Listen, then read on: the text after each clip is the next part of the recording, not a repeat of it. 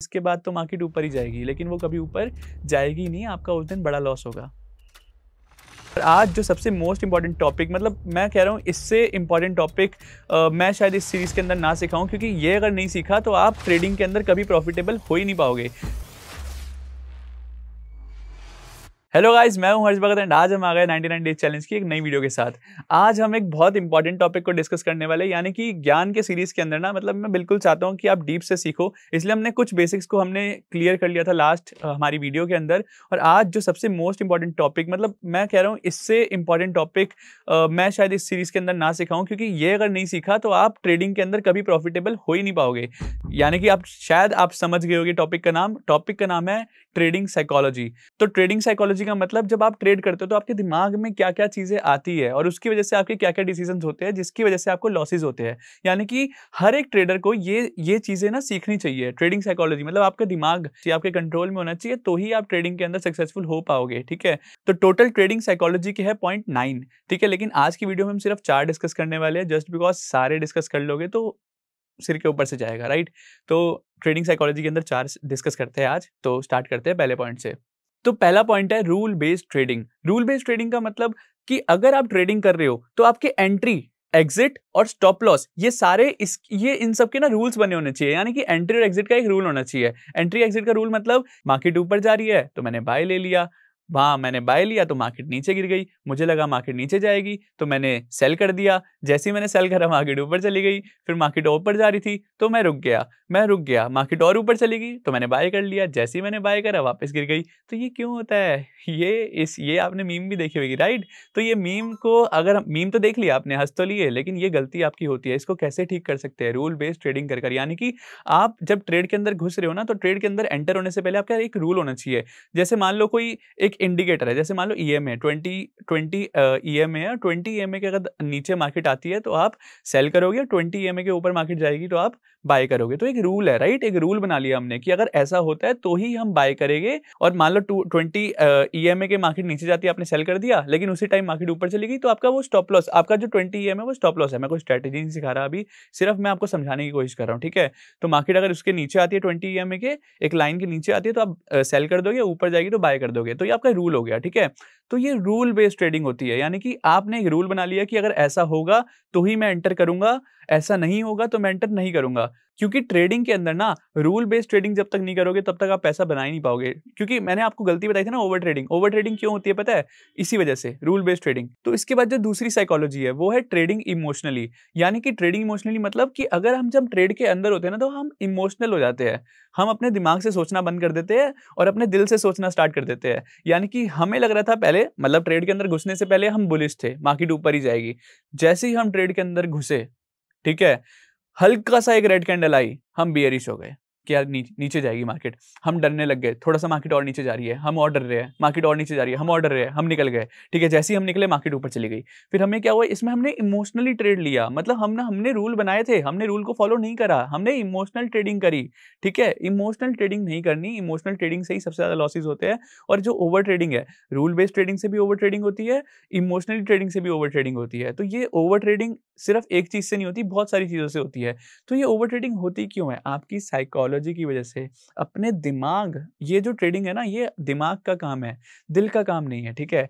तो आपको ना साइकोलॉजी मतलब होता है कि अपने दिमाग के बारे में जानो, अपने बिहेवियर के बारे में जानो। अपने बारे में जानोगे तो ही ट्रेडिंग कर पाओगे। अगर आप अपने बारे में नहीं जानते, अगर आपको ये नहीं पता कि इस सिचुएशन में आप क्या करोगे, ऐसा अगर मार्केट इधर चलेगी तो आप क्या बाय करोगे, सेल करोगे, मार्केट अगर ऊपर जा रही तो आप बाय सेल करोगे, क्या करोगे? मतलब अपने आप को जानो, पहचानो, ठीक है। तभी आपकी जो साइकोलॉजी है वो स्ट्रांग होगी। और जितनी ज्यादा साइकोलॉजी आपकी स्ट्रांग होगी, उतना ज्यादा आप मार्केट के अंदर सर्वाइव करोगे, पैसा बनाओगे और लॉस आपका वैसे ही कम होता रहेगा, जितनी ज्यादा आपकी साइकोलॉजी स्ट्रांग होती रहेगी, ठीक है। तो ये इंपॉर्टेंट पॉइंट है। और ट्रेडिंग साइकोलॉजी, इसको जानना इसलिए भी जरूरी है क्योंकि जो ऑपरेटर होते हैं ना, जो मार्केट को चलाते हैं, वो आपको कैसे ट्रैप करते हैं, आपको कैसे फंसाते हैं, इसी साइकोलॉजी से। क्योंकि उनको पता है कि अगर मैं ऐसा कर दूंगा तो आप ऐसा करोगे, मुझे पता है कि अगर मैं मार्केट ऊपर लेकर जा रहा हूँ तो आप बाय करोगे, मुझे पता है कि वहां से अगर मार्केट गिरा दूंगा तो आप एग्जिट कर दोगे, निकल जाओगे डर के मारे, ठीक है। मुझे पता है कि आप कितना नीचे जाने के बाद डर जाओगे, मैं आपको डराऊंगा, मैं आपको लालच दूंगा। लालच और डर कहाँ है, कहाँ आएगा आपके दिमाग में, ठीक है? तो वो दिमाग से खेलने वाले ऑपरेटर आपका पैसा लेकर जाते हैं। अब अगर आपको पैसा नहीं उनको देना, तो आपको उनके दिमाग से चलना पड़ेगा और अगर उनके दिमाग से चलना है, तो आपको अपनी ट्रेडिंग साइकोलॉजी, अपनी साइकोलॉजी को स्ट्रॉन्ग करना पड़ेगा, ठीक है? तो ये अगर पॉइंट्स आपने 9 के 9 अगर पढ़ लिए, समझ लिए, अच्छे से अपने दिमाग में घुसा लिए, तो ये सारे वो पॉइंट्स नहीं है जो मैं सुना-सुना कर आपको बता रहा हूँ। ये सब ऐसी चीज़ें हैं जो मैंने खुद ने भी करी है गलतियाँ, ठीक है? अपनी साइकोलॉजी को स्ट्रॉन्ग करने से पहले मैं भी ऐसी साइकोलॉजी थी मेरी जो मैं इमोशनल ट्रेडिंग करता था, रूल बेस्ड ट्रेडिंग नहीं करता था, कभी भी ट्रेड ले लिया, कभी भी निकल गया, ठीक है? तो आपको ये सारी चीज़ें मैं अब इसलिए बता पा रहा हूँ क्योंकि मैंने ये चीज़ें करी है। अगर आप ये समझ जाओगे तो आपका जितना साल मेरे वेस्ट हुए हैं, जितना साल मैंने इस चीज़ों को समझने और सीखने में लगाया है, वो आपका 5-6 साल जो है वो आपका बच जाएगा, ठीक है? तो सबसे इम्पोर्टेंट टाइम होता है, उसको बचाना है तो पूरी वीडियो देखना और 9 के 9 पॉइंट को अच्छे से दिमाग के अंदर फिट कर लो। तो गाइज़ अगर आपको इस वीडियो के अंदर कोई भी डाउट है तो आप कमेंट सेक्शन के अंदर अपना डाउट लिखो। मैं पर्सनली आपका डाउट सॉल्व करने वाला हूँ 24 आवर्स के अंदर। और अगर आपका 24 आवर्स के अंदर डाउट सॉल्व नहीं होता तो डिस्क्रिप्शन के अंदर मैंने एक कम्युनिटी का लिंक दिया जो हमारी ट्रेडर्स की कम्युनिटी है जिसके अंदर बहुत सारे आपके जैसे ट्रेडर्स हैं। तो उस कम्युनिटी के अंदर आप जॉइन हो सकते हो जहाँ पर आपका डाउट सॉल्व किया जाएगा अगर आपका 24 आवर्स के अंदर यहाँ सॉल्व नहीं किया जाता तो। तो बढ़ते हैं तीसरे पॉइंट की तरफ। तो अब थर्ड पॉइंट जो है ना वो और भी ज़्यादा इंपॉर्टेंट है। अब थर्ड पॉइंट है रिस्क मैनेजमेंट। अब रिस्क मैनेजमेंट के अंदर क्या होता है? रिस्क मैनेजमेंट मतलब अपने रिस्क को कंट्रोल ना करना। आपको यही नहीं पता कि आपका रिस्क कितना है। आप ट्रेड के अंदर घुस गए हो, आप प्रॉफिट होल्ड नहीं करते, आप लॉस को होल्ड करते हो। यानी कि प्रॉफिट हो रहा है तो आप जल्दी निकल जाओगे, ठीक है? मान लो प्रॉफिट हो रहा है ₹500 आया, ₹1000 आया, ठीक है? आप डरने लग जाओगे यार ₹1000 का प्रॉफिट आ रहा है, निकल जाता हूँ, नहीं तो लॉस हो जाएगा, ठीक है? तो इस चक्कर में आप निकल जाओगे, ठीक है? लेकिन जब लॉस होगा ना तो आप 500 की लॉस में कोई नहीं यार, अभी तो मार्केट ऊपर चली जाएगी। 1000 का लॉस हुआ, कोई नहीं यार, थोड़ा-सा नीचे और जाएगी फिर मार्केट ऊपर ही जानी है। 1500 का लॉस हुआ, 2000 का हुआ, 2500 का हुआ, 3000 का हुआ, 3000 के आने के बाद पता है क्या बोलोगे आप? यार इतना तो नीचे आ चुकी है, अब इससे नीचे कहाँ ही जाएगी? तो इसके बाद तो मार्केट ऊपर ही जाएगी, लेकिन वो कभी ऊपर जाएगी नहीं, आपका उस दिन बड़ा लॉस होगा। तो अगर आपको उस चीज़ से बचना है, तो आपको रिस्क को मैनेज करना है। आपको एक रूल बनाना है, जैसे मैंने बोला ना रूल बेस्ड ट्रेडिंग। आपका एंट्री का एक रूल होना चाहिए, एग्ज़िट का एक रूल होना चाहिए, आपका स्टॉप लॉस होना चाहिए, स्टॉप लॉस आपका फिक्स्ड होना चाहिए, ठीक है?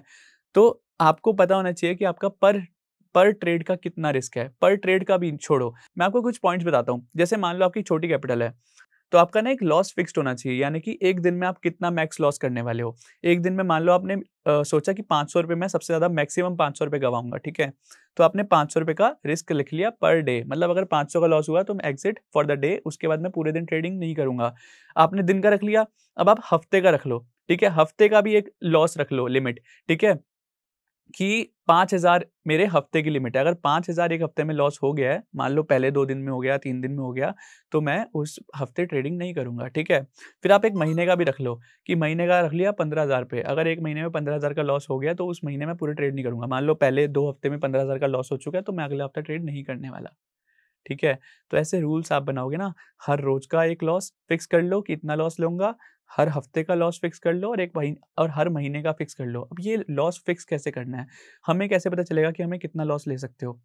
जितना लॉस लेने में आप कंफर्टेबल हो, उतना लॉस फिक्स कर लो पर डे का और पर ट्रेड का। यानी कि मेरे पास मान लो कैपिटल है 1 लाख रुपए।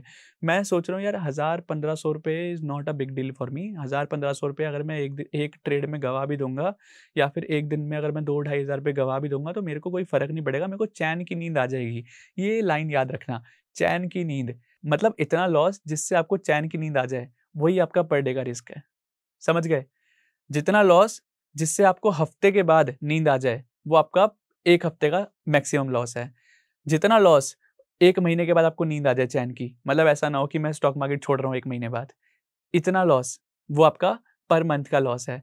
अब किसी की कैपिटल 1 लाख होएगी, किसी की कैपिटल 10,000 होएगी, इसलिए मैंने कोई फिक्स्ड अमाउंट नहीं बताया। लेकिन मैं आपको इतनी अच्छी टिप दे दी, इतनी अच्छी चीज़ बताई है कि जितनी लॉस के बाद आपको चैन की नींद आ जाए और या फिर आपको मन ना करे स्टॉक मार्केट छोड़ने का, उतना लॉस आपका मैक्सिमम लॉस है। और risk management is the best thing. मतलब अगर आपने रिस्क को मैनेज नहीं करा, तो आप 1 महीने के अंदर अपनी कैपिटल को ज़ीरो कर जाओगे। स्टॉक मार्केट को जुआ सट्टा बाज़ार बोलोगे, क्योंकि इसके अंदर आप प्रॉफ़िट को कंट्रोल नहीं कर सकते, प्रॉफ़िट मैनेज नहीं कर सकते। हमारे हाथों में प्रॉफ़िट मैनेज करना नहीं है, हमारे हाथों में लॉस मैनेज करना। मैं निकल सकता हूँ जल्दी से जल्दी, लेकिन मेरे को नहीं पता कि आज प्रॉफ़िट कितना होगा, राइट? तो हम प्रॉफ़िट को मैनेज नहीं कर सकते, लेकिन जिस चीज़ को कर सकते हैं, रिस्क को, लॉस को, उसको तो मैनेज करो। वो तो हमारे हाथ में है ना। हम 500 पे निकले या 1000 पे, वो तो हमारे हाथ पे है ना। तो उसको मैनेज करना सीख गए, तो आपको पैसा बनाने से कोई नहीं रोक सकता। तो बढ़ते हैं 4th पॉइंट की तरफ। तो फोर्थ पॉइंट है पोजीशन साइजिंग। पोजीशन साइजिंग मतलब हर ट्रेड के अंदर घुसने से पहले आपको पता होना चाहिए कि आप कितनी क्वांटिटी लेने वाले हो।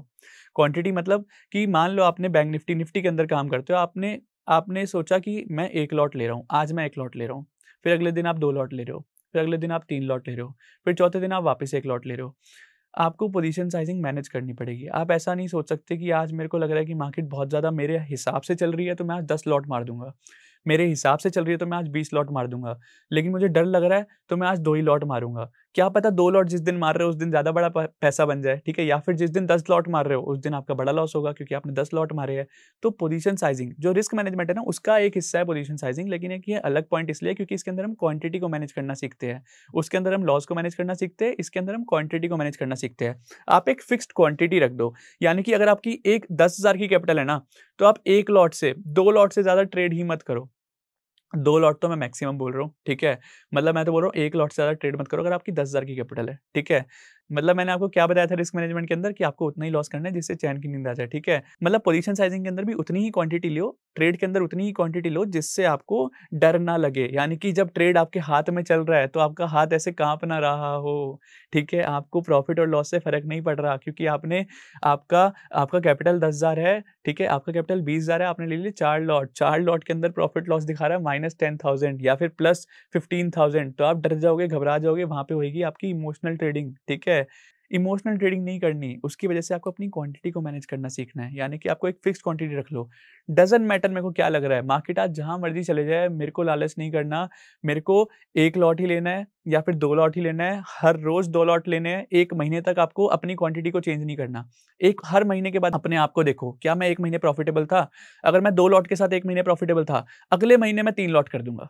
यानी कि अगले महीने अब मैं 3 लॉट से ट्रेड करूँगा हर रोज़, ठीक है? फिर उसके बाद 3 लॉट से देखो 1 महीने बाद कि आप प्रॉफिटेबल थे, तो अगर प्रॉफिटेबल थे, तो 3 को 4 कर दो। मान लो अगर आप प्रॉफिटेबल नहीं थे, तो 3 को वापस 2 कर दो या फिर 1 कर दो, ठीक है? तो ऐसे क्या होगा कि आपके जब लॉस हो रही है ना, बड़े-बड़े लॉस हो रहेंगे, तब आपको समझ आएगा कि यार मेरे को तो बड़ा लॉस हो ही नहीं रहा क्योंकि मेरी तो क्वांटिटी बिल्कुल सेम है। अब प्रॉफिट होगा तो बड़ा होगा, लॉस होगा तो बड़ा होगा। क्यों? क्योंकि आपने रिस्क मैनेज कर लिया, आपने पोजीशन साइजिंग मैनेज कर ली, आपने रूल बेस्ड ट्रेडिंग कर रहे हो, तो रूल बेस्ड के ट्रेडिंग की वजह से क्या होगा, आपका बड़ा लॉस नहीं होगा। रिस्क मैनेज करने की वजह से आपका बड़ा लॉस नहीं होगा, पोजीशन साइजिंग की वजह से आपका बड़ा लॉस नहीं होगा, और अगर बड़ा लॉस ही नहीं होगा, तो बड़ा प्रॉफिट होगा, और अगर बड़ा प्रॉफिट होगा तो आपको एक अच्छा सक्सेसफुल ट्रेडर बनने से कोई नहीं रोक सकता। आई होप आज की वीडियो अच्छी लगी होगी। मिलते हैं हम नेक्स्ट पार्ट के अंदर, वहाँ सीखेंगे हम रिमेनिंग 5 पॉइंट जो सबसे मोस्ट इंपॉर्टेंट है ट्रेडिंग साइकोलॉजी के अंदर, आपकी साइकोलॉजी, आपका माइंडसेट को एक प्रोफेशनल ट्रेडर जैसा माइंडसेट बनाने के लिए। ओके, मिलते हैं। Thank you so much guys.